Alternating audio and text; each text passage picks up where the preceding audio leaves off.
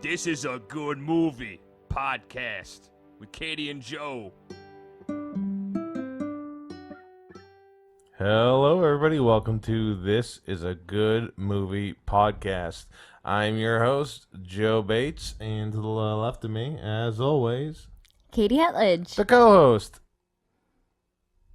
Yeah. Yeah. I thought you were going to keep talking. No, I thought I was too, but I was. Oh, okay. We're back, folks. We're back for another week of movie talk, like we always do every week. We're the only things you can rely on anymore. I believe that's the truth. I think there are plenty of things that you can rely on. Name 17 things alphabetically.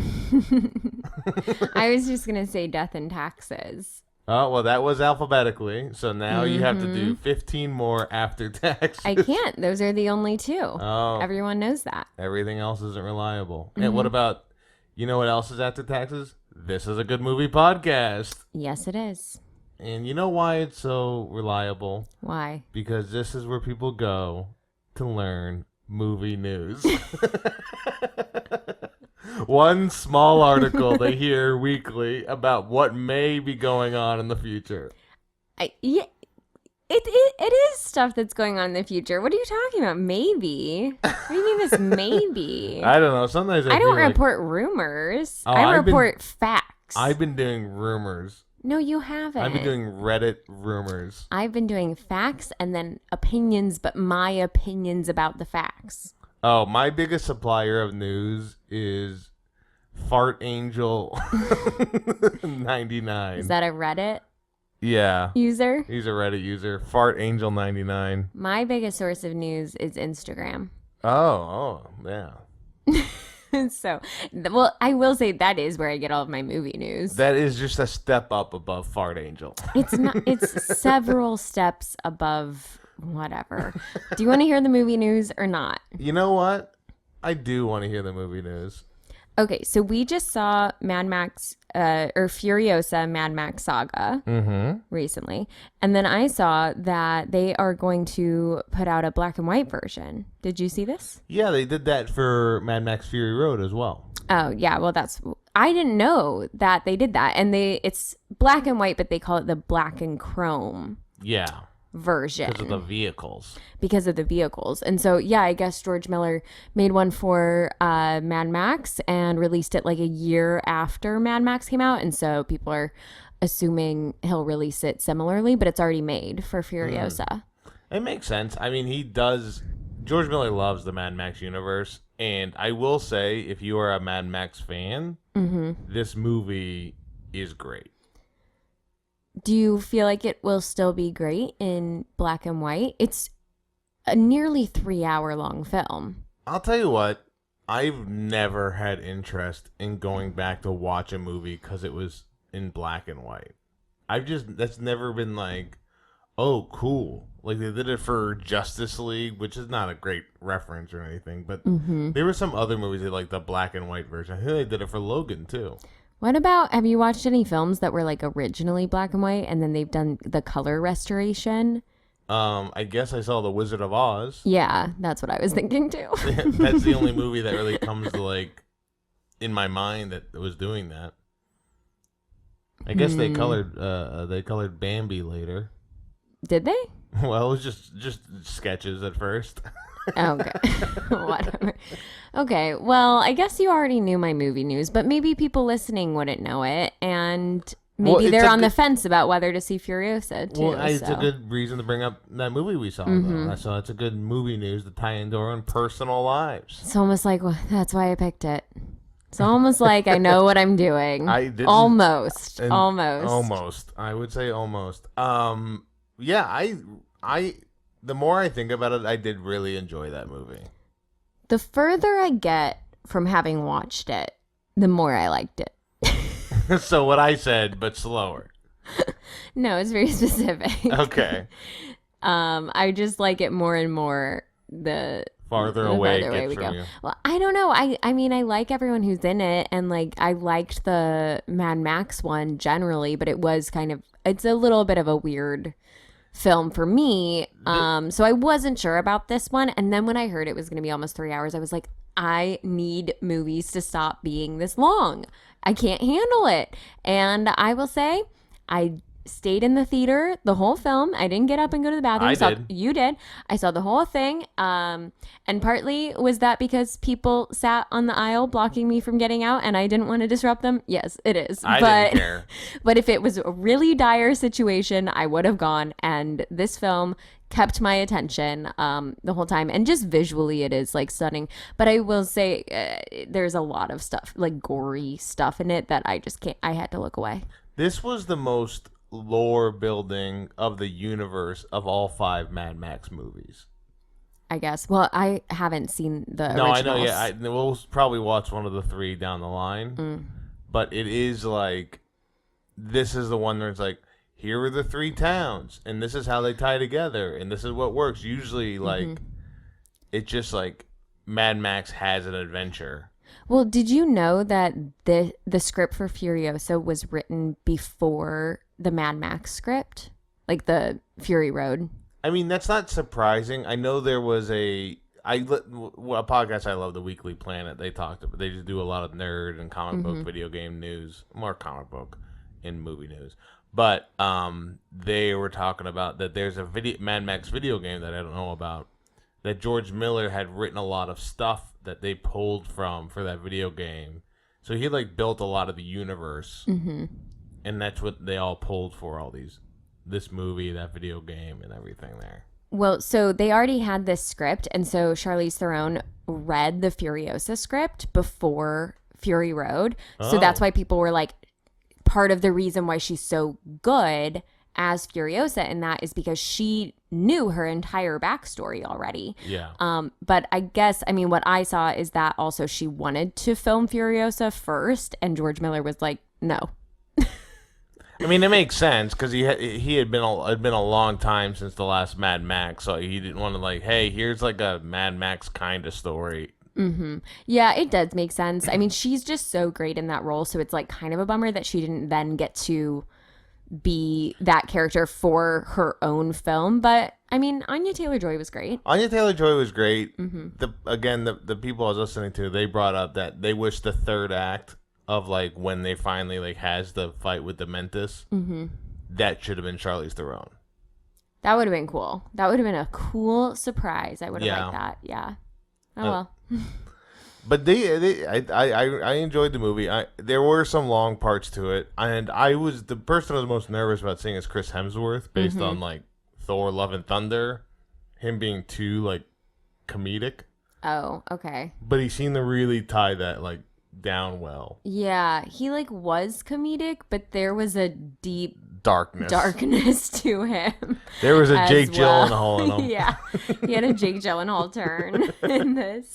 So I don't want to say too much because I want people to go see it. I think. Definitely go see it. If you feel like this really isn't the movie for you, it's probably not. But if you are interested at all, then it maybe is. If you really like Mad Max Fury Road and you want to learn more about the world, this is a good movie. But let's talk about a shorter film. This film was much shorter film. A film that's about let's see. Like half. It's like half. It's almost half, yeah. A film that is 95 minutes long that released on December 14th, 1979. That's my dad's birthday. Not to put his personal information out there, but your dad is 7 years older than me? No, just the date. Just the date. Yeah. Oh my God. Your dad was 14 when he folks, we're talking about The Jerk, which is a good time with your dad. No. Got him. Oh my gosh. Got your dad. We're talking about Steve Martin's first movie. What? Really? This was Steve Martin's first movie. He directed, wrote it, or no, he didn't direct it. He produced it and wrote this movie. It was his transition out of stand-up into film. Wow, that's so impressive. Yep. The budget was $4 million. It made $100 million. Wow. Which is crazy for 1979 money. I guess. I mean, that's 4 to 100 is a pretty big jump, regardless. Yes, this is almost Well, here's the deal. Fish Called Wanda had $8 million budget, and they made $189 million. So it barely makes out a higher return than this movie. But both are ways ahead of everything outside Silver Linings Playbook. Both are double Silver Linings Playbook, like return percentage. When did Wanda come out? A Fish Called Wanda came out in 1988. Oh, okay. Yeah, 9 years later. I was wondering if it was just like something about the time. I feel like you can't. You just assumed this was 1979 as well. No. Well, what I was thinking, and I do want to get to the movie. I don't really want to talk about this too much. But nowadays, like if you're making a $4 million film, it's going to streaming. It's not even getting a box office. It's only the only way it's getting a box office is if it's a horror film. Right. Those are the only way you can make like a under $10 million movie that goes to theaters.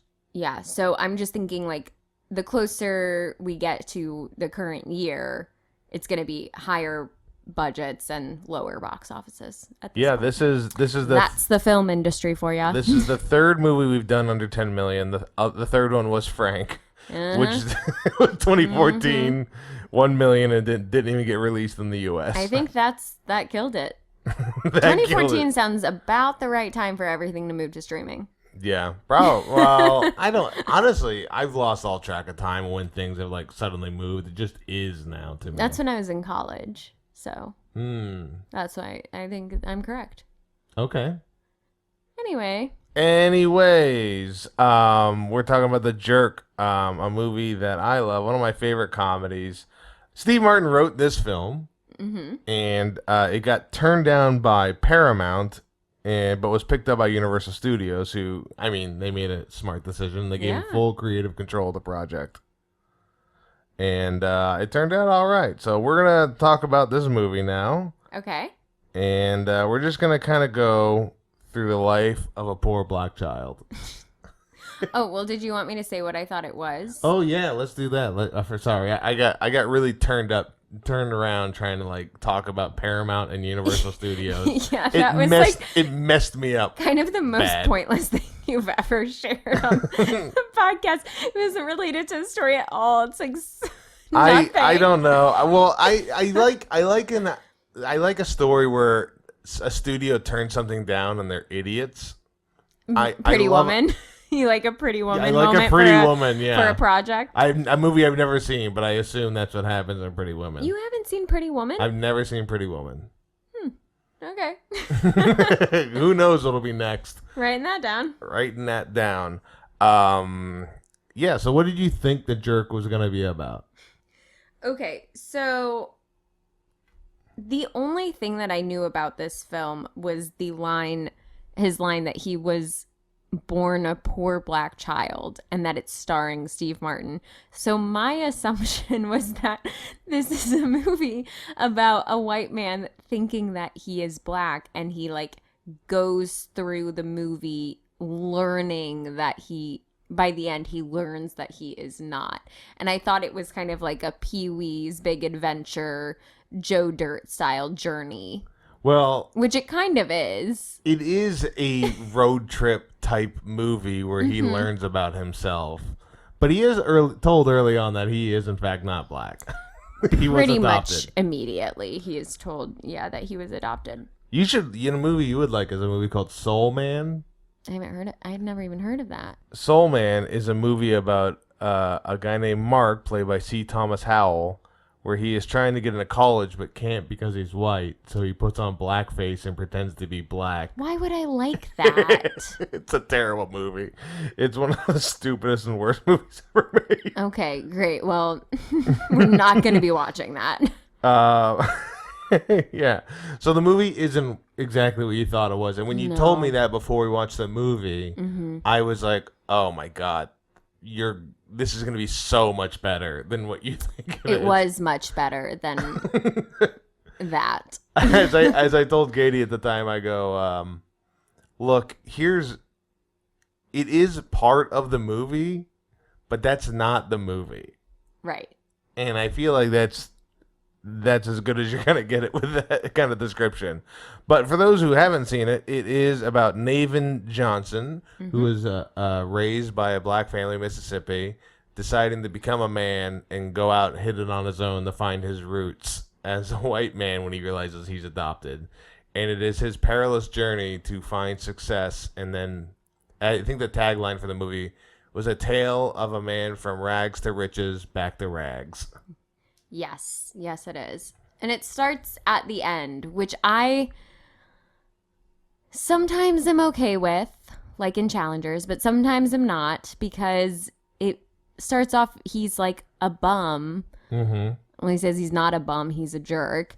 And it's like clearly not a good situation. So then now this whole time I'm just knowing that he's going to be in a bad situation at the end, and I'm so nervous for what's going to happen to get him there. But thankfully this is like a tried and true comedy, and not one of today's comedies that's actually just a drama. Or a dark comedy like the joke is he's dead. Right.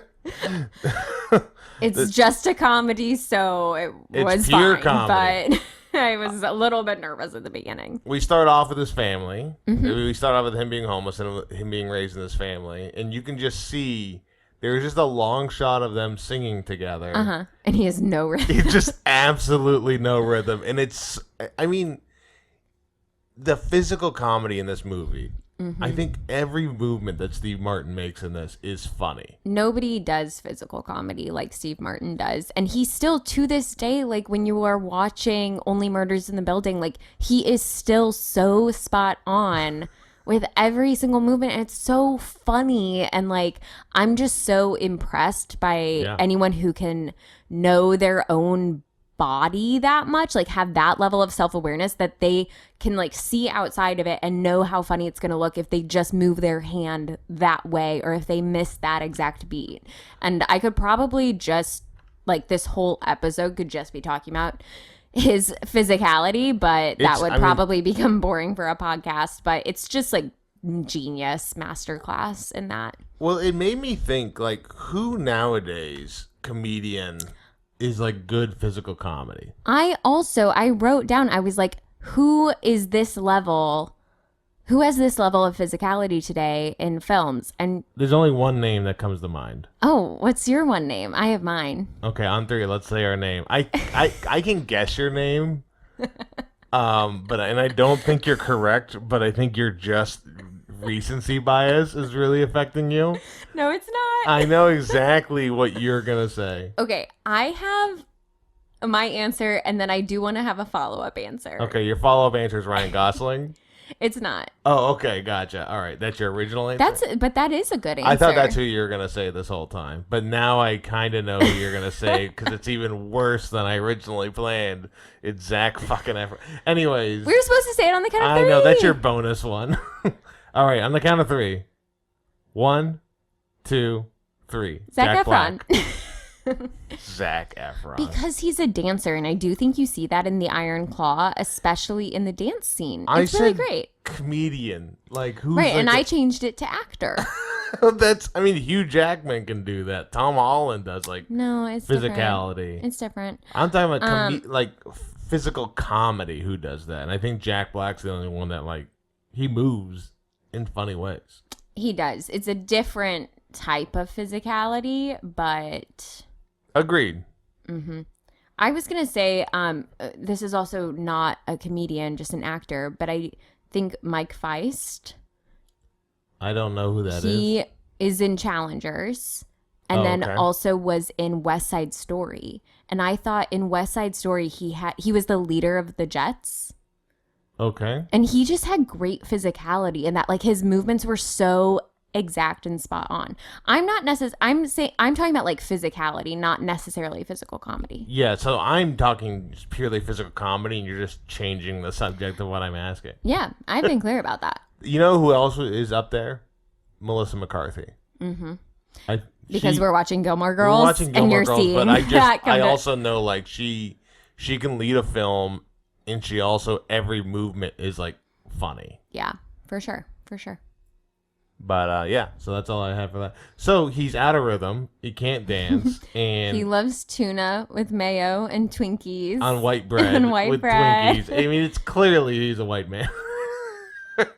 And then he's upset because it's his birthday, and he just feels like he doesn't belong, and that's when his mom finally tells him he's adopted. And he goes, "The color of my skin's not gonna change." Yeah, there's some great lines in this. What do you? I think they did this very well.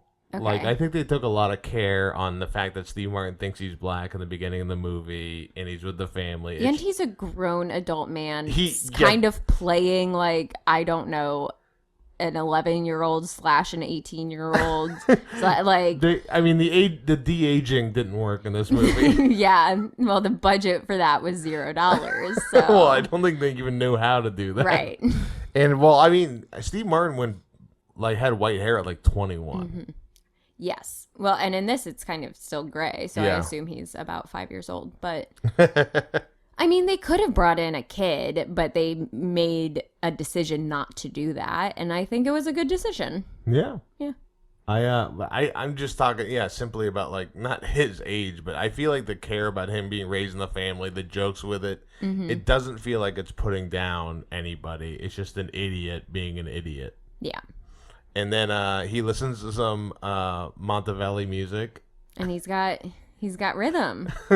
which is all of this beginning of the movie is a stand-up joke that he translated into this movie. Oh, that's funny. I didn't know that. Yeah, so he has a joke where he is like talking about being raised as a poor black child and listening to that song and realizing he's like got joy or like what he needs to do with his life. Because he thinks that it's a very stupid song to inspire you to do anything.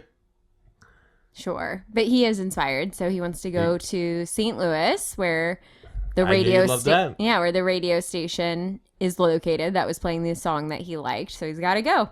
So he hitchhikes around, he hitchhikes down the road. Yeah, that was pretty funny. I knew he was still going to be standing out there. That was good.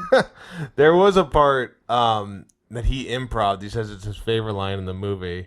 Where he walks up to a truck while he's hitchhiking, and the guy goes, "St. Louis?" He goes, "No, Navin Johnson." Yeah, that was funny. And while he is traveling, he stays at a hotel.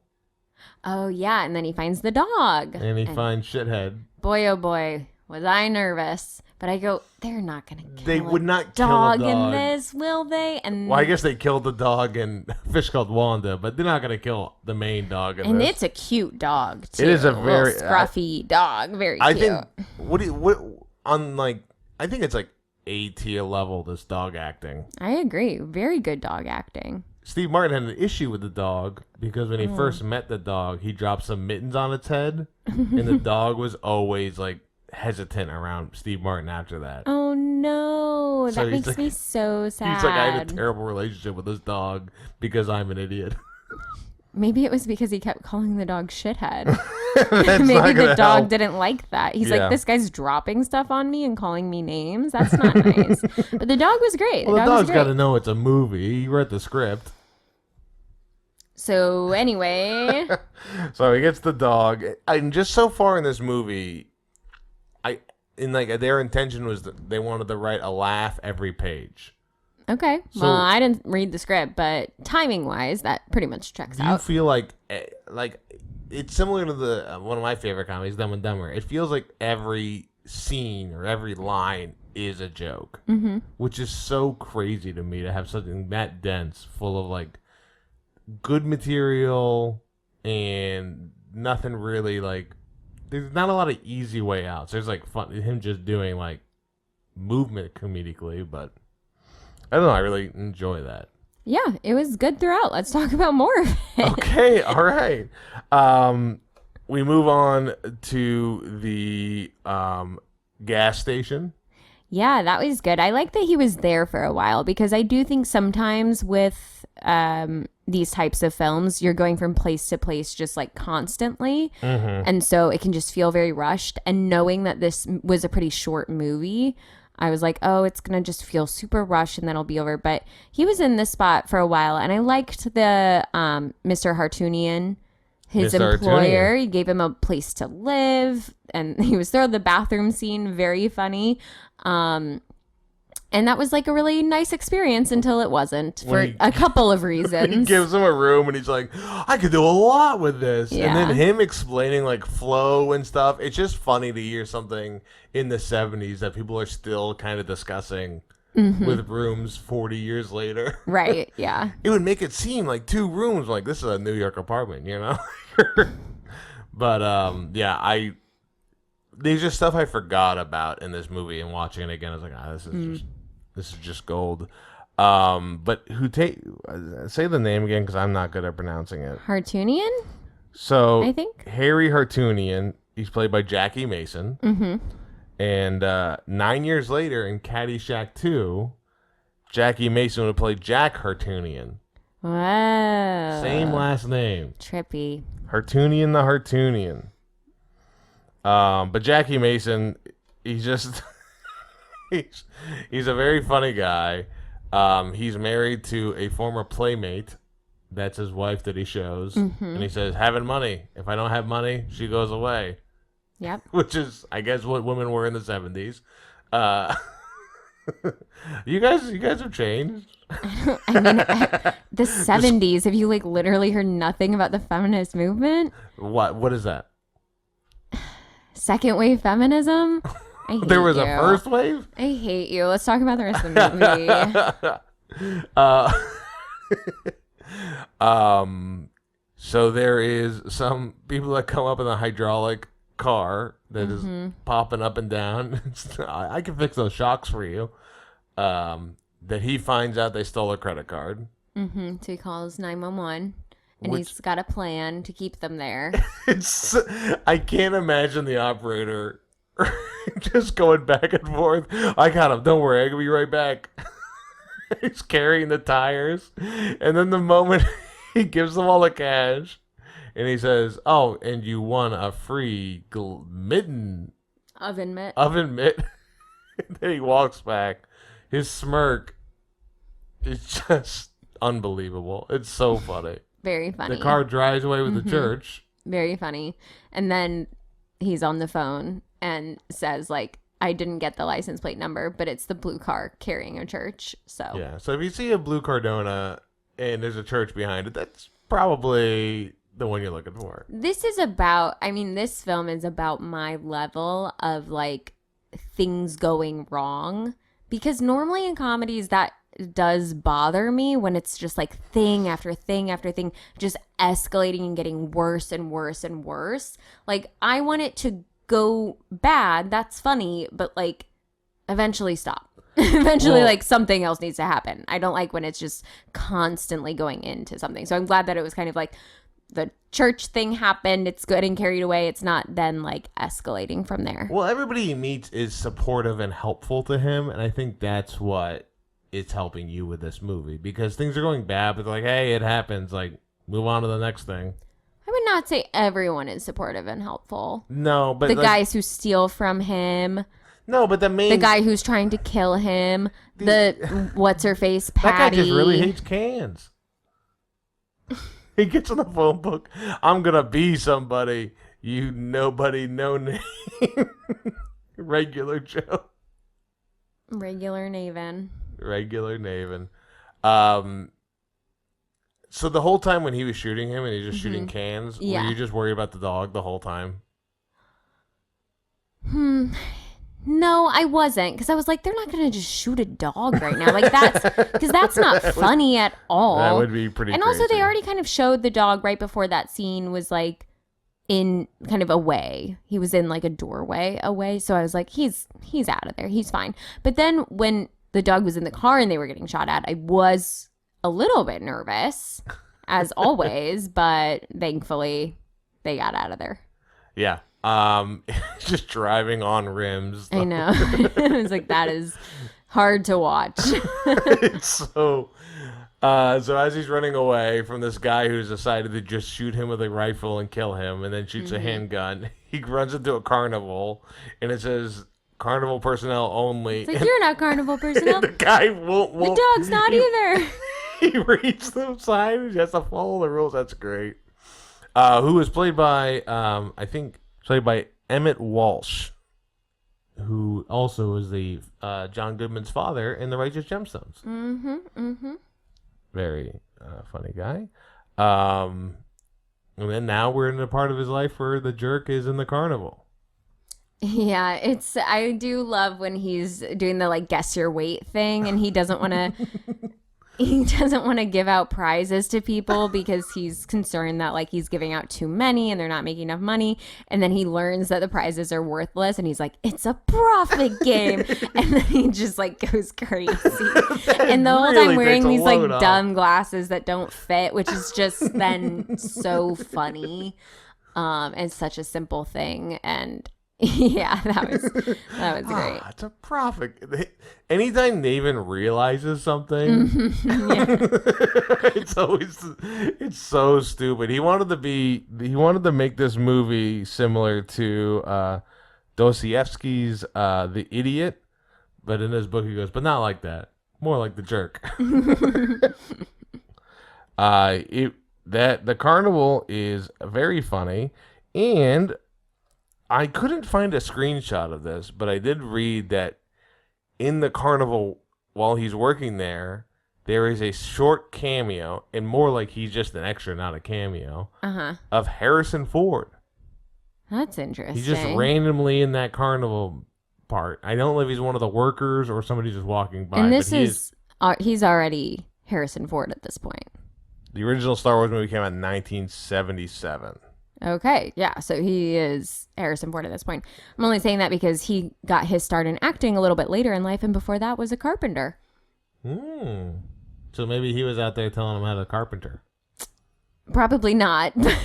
One who carpents. Well, I did not catch that, so if anyone has not yet watched this film and we're just spoiling it time after time, pause this now, go look for Harrison Ford. Go watch an hour and a half movie. If you haven't seen The Jerk now, then I mean, honestly, we could tell you everything that happens in the movie. It still doesn't ruin the movie. That's how funny. It's much funnier watching it than us talking about it.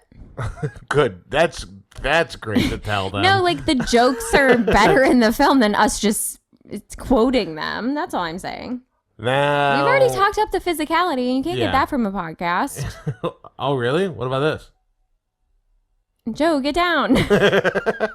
See, now that's physical comedy.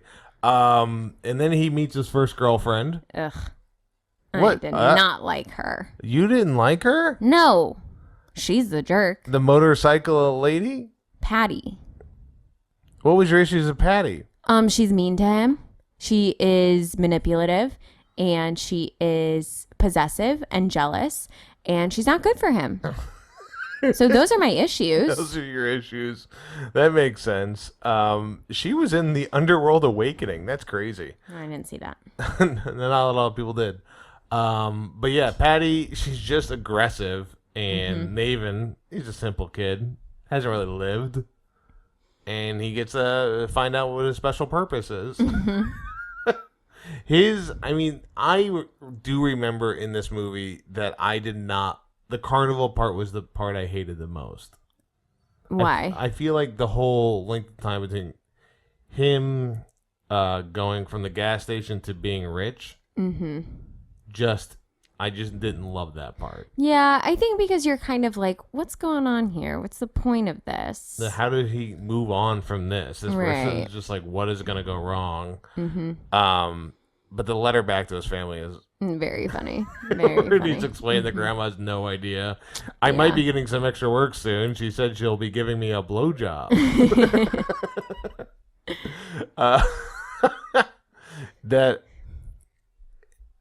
It's such a good. So he is in a relationship with this person. Well, I don't. I guess she tattooed his name to her butt. No, it was already on there. Wow. Well, she got lucky. She had tattooed Johnson on her butt. What do you think that means, Joe? Listen, I'm not trying to shame her, but she's abusive, so we don't approve of that. We do not approve of that. And she says that they're married, but they're not allowed to kiss, and he wants to kiss her. That's Pretty Woman again. This is ridiculous. So the jerk is just Pretty Woman? Yes. Okay. No, it's not. So Pretty Woman is the jerk. Pretty jerk. The woman. I just was ready to move on from her, and I was happy when Bernadette Peters showed up. Bernadette Peters shows up, and that whole scene was with him finding her child who's just riding on the train, and it feels the most like... It's a kid she's babysitting. Yeah. Not even her kid. But that whole scene when it's like sped up on the it feels very TV showy.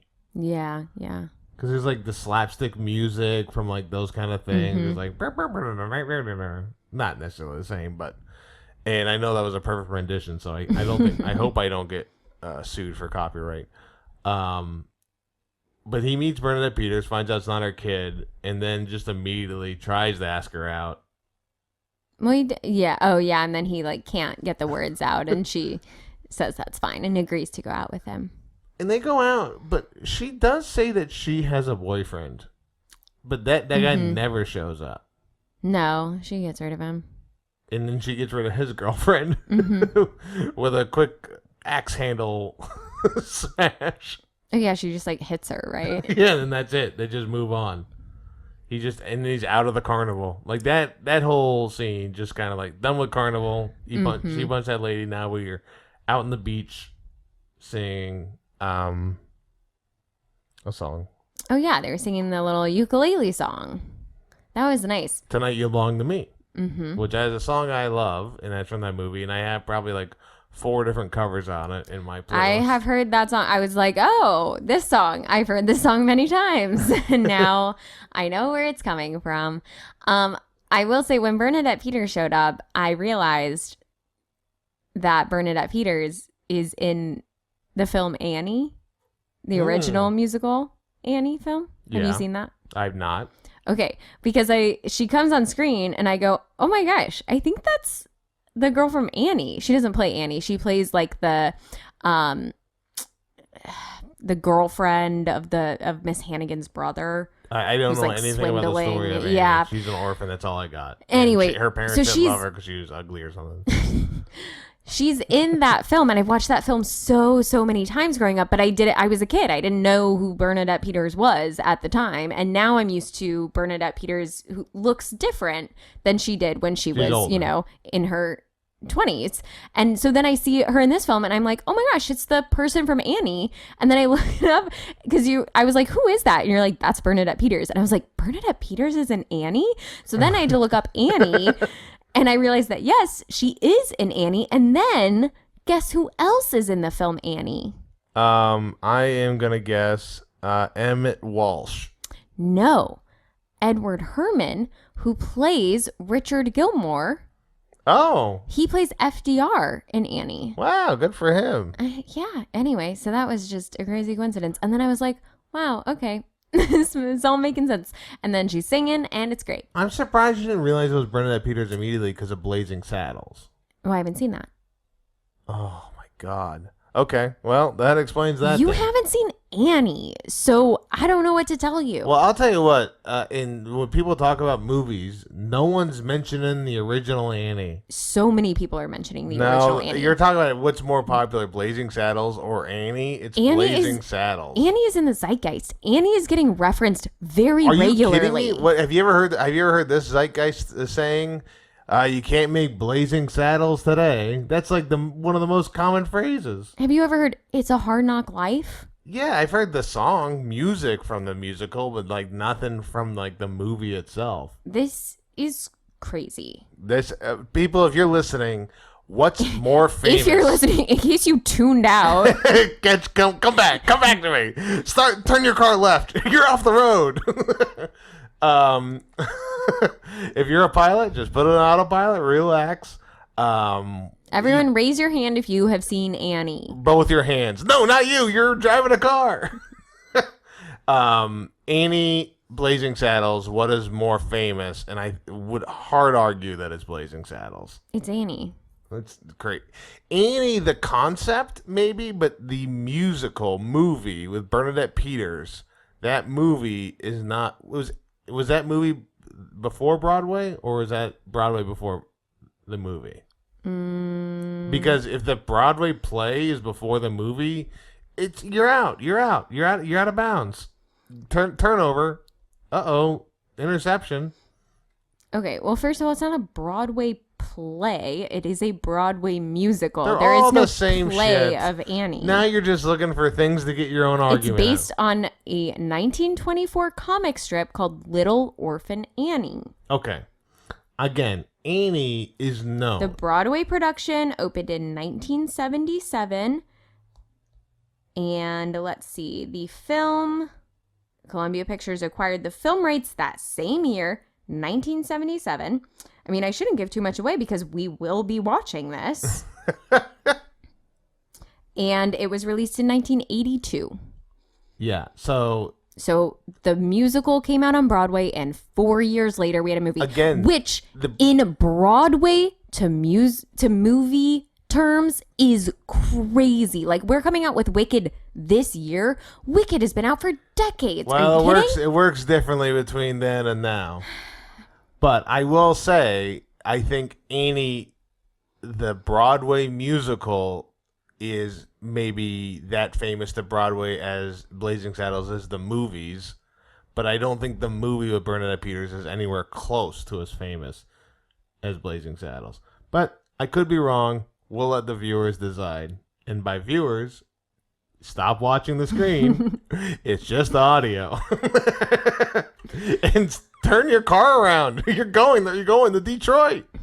So they are in love, but she leaves him. It's all great. She just leaves him because he doesn't have any money. He doesn't. Yeah, because he is not ambitious. He doesn't have anywhere that he's like going in life. And her mom told her that she needs to marry someone who is going somewhere because she's a cosmetologist. Oh, she goes to space? Mm-hmm. Her mom, when he finally calls her to find her again, says $75. Yeah, to tell him her whereabouts. So I don't know if her mom is the best. No, she's not. But yeah, they were happy, but no, she needed to be with somebody rich so she can cosmetologize. Mm-hmm. So then he just kind of loses Well, at the gas station, he's like basically barely like surviving. He rented an he's not apartment. doing well at this point. He's been selling 3 pints of blood a day. Mm-hmm. And it's not going well for him. And then the guy who tried to kill him shows back up. Gives him a letter, and in the gas station, he had helped a guy Whose with glasses were falling off. and explained to him, "Oh, the reason your glasses are falling off is because of this. Let me build a little bridge on the front of your glasses so you can pull them off and pull them on, so it'll be easier to stay on." Works perfectly. Mm-hmm. Finds out the guy says 50-50. Nathan Johnson says sure. Goes on with his life. Gangbusters. Mm-hmm. Yeah, suddenly he is rich. Very The guy rich. finds him, stays true to his word, which is Good guy. good guy. Wow. Pays a private investigator to find him. To pay And- his money out. So he gets his check, $250. Big ones. $250 big ones. Naven's all excited. He goes to the bank. I And, he put 200 in the bank and 50 take 50 out. and that's when we realized, and I mean, I realized this the moment he gets the check, but it's not $250. It's $250,000. And so then, of course, the bank employee is banker is very nice to him. Yeah. And now he just, and the money keeps coming. So Money keeps coming and he's just spending it. Oh, when the little dog has on his little fancy outfit in the car, it's so He's got a little cute. corncob pipe and Yeah. then the caterpillar hat. Yeah, so cute. And so then he is like, okay, well, now I'm rich. I got a lot going on. And so I can find Bernadette Peters. What's her name in this? Marie. Marie. Is it Marie? Yeah, it's Marie Kimball Johnson. Okay, great. So Johnson is his name. She took it. Sure. And then he goes to find her and she's doing like face mask demonstrations. Yeah, to show how much younger you get. And he tricks his way in. They meet each other again, fall in love all over, get married. And they move into a crazy mansion. Yep. Well, the thing is, he's still living in like this kind of random apartment, but he has servants. And Oh, yeah, and the that's servant's right. like, "You need a bigger place. Why are we here?" They have like a butler and A a maid? housekeeper. Yeah. Yeah, so then they move into a mansion and then they just show there's just like a montage of photos of different rooms in the mansion that are just like the gaudiest thing. Carpeting everywhere is just terrible and so funny. And he's doing all right. And he, again, Except he has no idea how to manage his no money. one knows. He has no idea what he's doing. He's trying to like just spend it whatever people are telling him how to spend it. Yeah. Some people, some like mobster guys try to be racist towards black people, and he says he is black, so then he kung fu karates them. That scene can be cut for a number of reasons. I mean, I'm not gonna get into all of it. I think of the time, it was different, but it's not great, obviously. It's not great. Yeah, so he says the N-word. That's not good. Yeah. It's not good at all. And I do think that, like, that scene doesn't necessarily move the plot along. Like, I guess it was funny at the time, but it doesn't really move the plot along at this point. And genuinely, like, watching that scene then go into the next scene where they're at dinner, I was like, oh, you could just cut that out and just start it with the guy serving salads, like the waiter just serving salads, and it'd be fine. I mean, what, you miss him doing kung fu? That's not good either. What did you take the whole scene? I mean, at least they bundled all the racism together, so then you could just cut the whole thing out. What did you think about the scene where he's cat juggling? Oh yeah, so priest. So that scene's okay. I mean, it's all same nonsense stuff. I don't think that the cat juggling is the same. Okay, I mean, it's not like. Yeah, I guess I'm just saying, like, it's nonsense scenes that uses an inappropriate word during it. So I agree that's an inappropriate word, but I think it's the kung fu fighting is funny. Like, it's funny to see him rolling around on a chair, and I just think that if you take it out, the movie doesn't become worse. Yeah, I think you could take anything out in this movie or stuff that was deleted and put it in. Like, it's all funny, so it's not like there's like 4 things that move the plot along. Otherwise, it's just like, he's here, now he's going to do a bunch of jokes here. He's here, he's going to do a bunch of jokes here. Okay, well, this is just my opinion, and probably everyone agrees, so. Okay. That's that. Well, as long as you got everyone else is agreeing with you. He tries to give the charity, and the only charity he gives is, again, this is based off his stand-up, is some guy's cat juggling, so he spends money to help fight it. Mm-hmm. It's supposed to look like it's a cockfighting ring, but it's just a guy. It's Steve Martin playing this character called Pig Eye Jackson. But yeah, he just doesn't know what he's doing with it, and you can slowly tell that they're like unhappy because they're just constantly drunk. Mm-hmm. And they don't belong in part of the society, as the wealthy people keep letting them know. Mm-hmm. When he's at a restaurant, he says, "Murray, don't look down. Do not look down. Whatever you do, there are snails on your plate." And they're at a French restaurant. Yeah, that was funny. And then he says, What was this wine? 1967? Send it back. Can I get some fresh wine, please?" Bernadette Peters is really funny in that scene, and honestly, she's funny in all of the scenes. She's like so comedic, and I love that because like she is a comedic actress, but you wouldn't necessarily think of her as like a comedian, and she just goes along with like whatever is happening and like is yes-anding it all the way. And I think that's, you know, when your scene partner is Steve Martin, that's kind of a big ask to be able to match that. Interesting you don't say she's a comedian. We just have 2 very different views of her, because I know her from like Young Frankenstein and Blazing Saddles, and like this movie, she's always been a comedian to me. And I know her as Broadway's Bernadette Peters. Broadway's Bernadette Peters. Yeah, so they realize being rich isn't all it's cut out to be. They're kind of sad. They don't understand it. Well, they're getting sued. Well, but even before they get sued, they're like trying to party it away. Mm-hmm. And then, well, guess what? It makes you all cockeyed, these glasses. Yeah, so they're getting sued because the glasses actually mess with your eyes, and so everyone is cross-eyed. And is it the director of the film? Did I catch Carl that? Reiner, yeah. Carl Reiner. Carl Reiner plays celebrity Carl Reiner. Is the one like bringing this class action lawsuit against him. And so it doesn't go well for him. I wrote down that finally a villain in this movie: people who wear glasses. Right.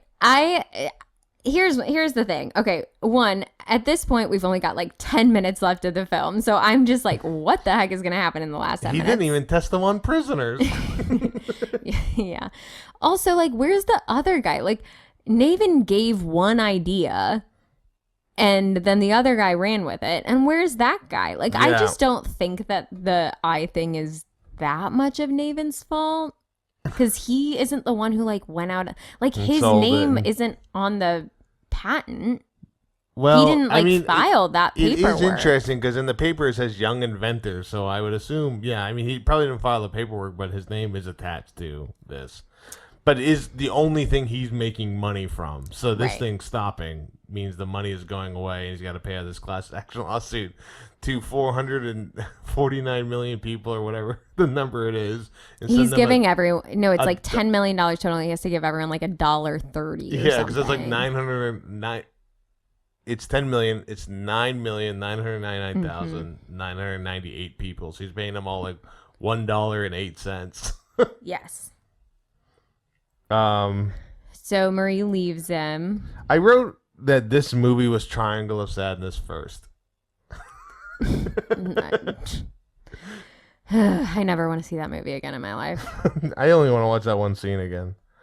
When they already I poops. know what scene you're talking about.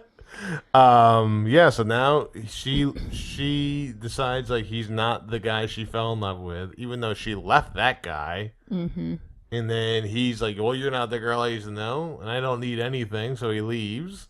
And that's when I realized that the start of this film is maybe 3 days from where we're at, 3 days out. Because you're thinking like, oh, this is going to be years later. And now I realize, okay, we're about to get to that point pretty quickly here. Yeah, He has he's- not been on the streets for long. He's just falling apart real quickly. He takes all this stuff, saying he doesn't need anything. He's like, but I need, except this paddle ball, this remote control, Yeah, he's just got this random lamp, stuff. and that's all I need. Then he trades it all for a thermos, Mm-hmm. which is what he tells in Bernadette Peters in that song, that I want to get you a thermos.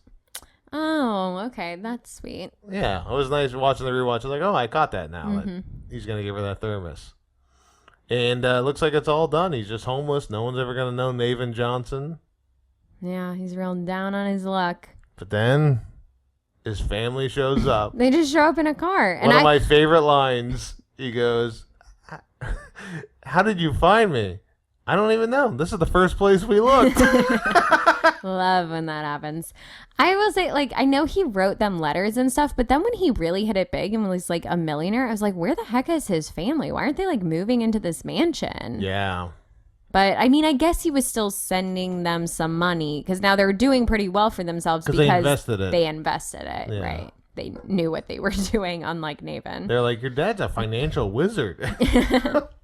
And Marie and the dog are both with them. And they move so- back home with his family in Mississippi. to a bigger house, but it's just literally a bigger It's the version. same exact house, but the windows are bigger. Like, It's like to scale, like yeah, it's pretty funny.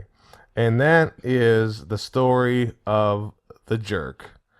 I'm gonna do a quick thing here. It's called "Where Are They Now?" House Edition.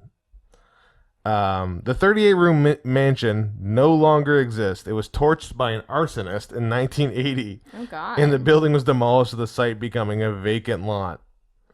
So that building, they show all the pictures and the gaudy stuff, an arsonist burned it down. Sad. Hartunian's gas station is actually located on the corner of Halsted Street and Rosemont Boulevard in Pasadena, California. The gas station has since been torn down and replaced with a Carl's Jr. restaurant. In addition, the hill that the shooter climbs up to fire up on the gas station is Green Hill, which has been developed into a professional office center.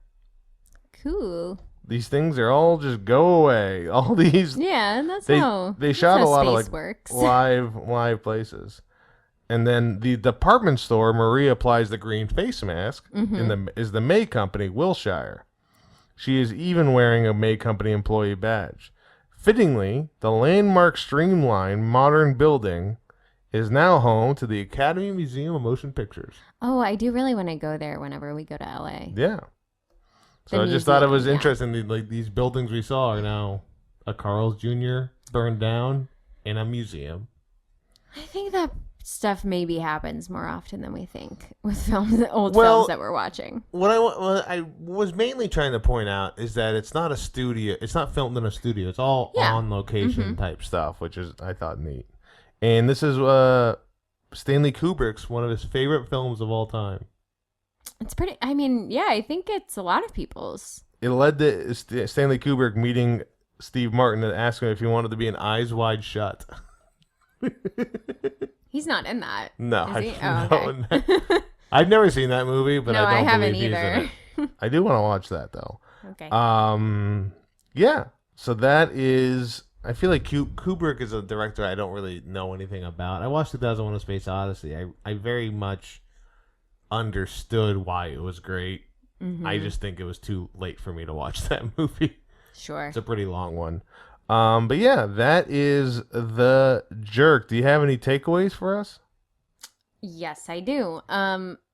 Okay, my good take is that we should do more dog comedy. More dog. I feel like I'm not gonna fight you too much, but I feel like there is a reliance on dogs doing so much stuff in TV and movies these days.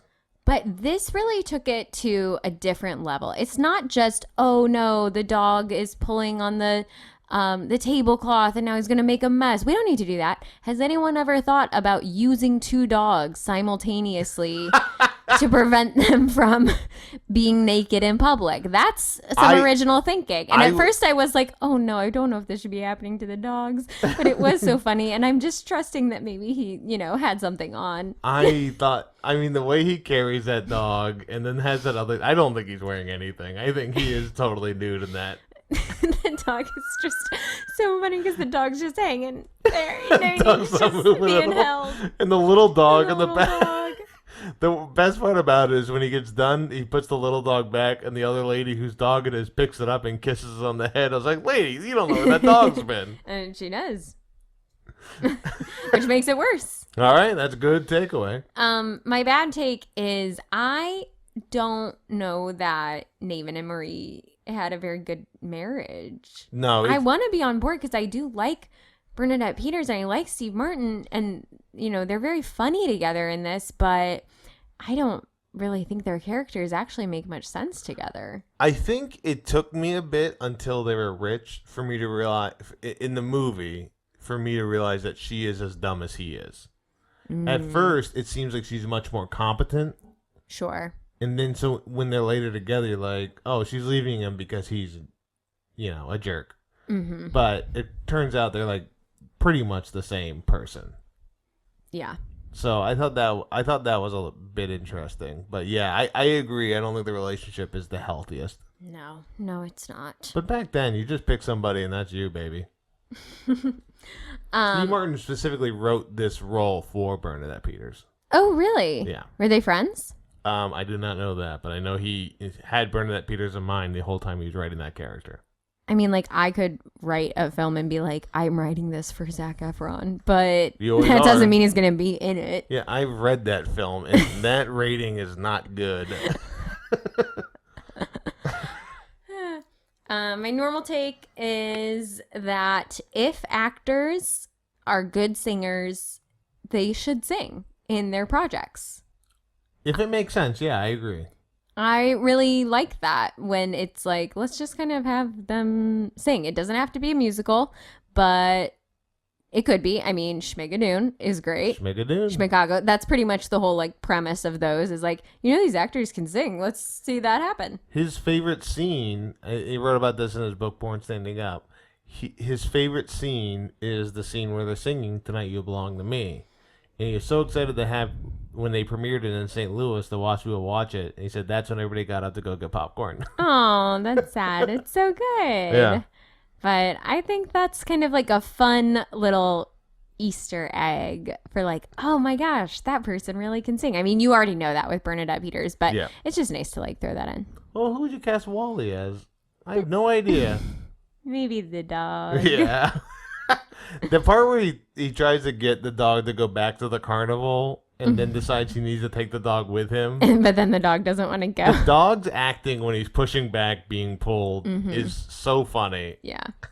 Just because it's not just like getting dragged.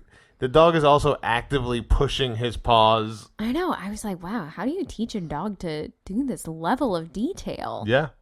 Very impressive. There was a sequel for The Jerk made. Okay. Called The Jerk 2, Too, and it was a television film sequel, and it did not go very well. Steve Martin was executive producer, but didn't write it. So just kind of like they made a pilot or a TV movie, and nobody watched it. Is he in it? Or it's like No, it's just a different actor instead of him. Oh. Playing him. Yeah, that's not going to work as well. Yeah. He's kind of the whole point of the movie. Mm-hmm. And I can go through a long list of it. This was a lot of lists like greatest comedy of all time. Mm-hmm. Not like top 10 in a lot of them, but it's in the list of like top 50, top 100. It is constantly in all those lists. So, Okay. yeah. So that is The Jerk. Finally, Katie, I gotta ask you. Simply for the dog alone, is this a good movie? This is a good movie. Oh, baby, I knew it. I mean, I think everyone already knew that. It's Yeah. a beloved film, so no surprises there, but it is good. It's very good. It is nice of me to pick a movie finally for you where you're like, you enjoyed it. I was beginning to doubt your movie tastes. So Well, my movie tastes are good. It's you who is the issue. nope. But I guess, yeah, I'm looking back at the last movies we've seen. Logan, you said it was good, but it was sad the whole time. Yes. Frank, you really wanted to say that wasn't a good movie, but you said it was. Fish Called Wanda, you liked, but you had issues with hating everybody in it. The Royal Tenenbaums, I feel like, is the last movie we watched that I recommended that you wholeheartedly liked the whole time. Yes. So maybe I should just stick with comedies. That is usually a safe bet. So, Katie, what movie are we going to watch next of yours? And please do not have Zac Efron in this movie. He's not in this movie. I want to do a classic rom-com because we haven't done a rom-com in a while, and I know that I got to do some every few films because we've got a lot to get through. And so we are going to watch My Big Fat Greek Wedding. Oh, okay, great. Yeah. It's like a perfect summer film. I feel like it's not hard to guess what this movie is about, It's about a big fat Greek wedding. but the one like statistic thing I know about this movie that you'll bring up in facts is I think one of the most interesting movie trivia tidbits. Yes, a very interesting story behind this film and it getting made. So I'm also excited to talk about that Yeah, no, that'll be great. I'm excited for it. Well, this is another good movie. podcast. We appreciate you all listening. We appreciate our podcast editor and theme song creator, Kale Forbes. The theme song vocals are Moss and Fry, and our logo from Carrie Pulley. If you want to hear more from us, follow our Instagram at TIAGMPod. You can find our personal Instagram handles there too, and you can email us at TIAGMpodcast@gmail.com. As always, following, listening, subscribing, commenting, sharing, rating, reviewing is a huge help. Subscribing most of all. So please do that if you can. I'm Joe Bates. I'm Katie Hutledge. We love you. Bye.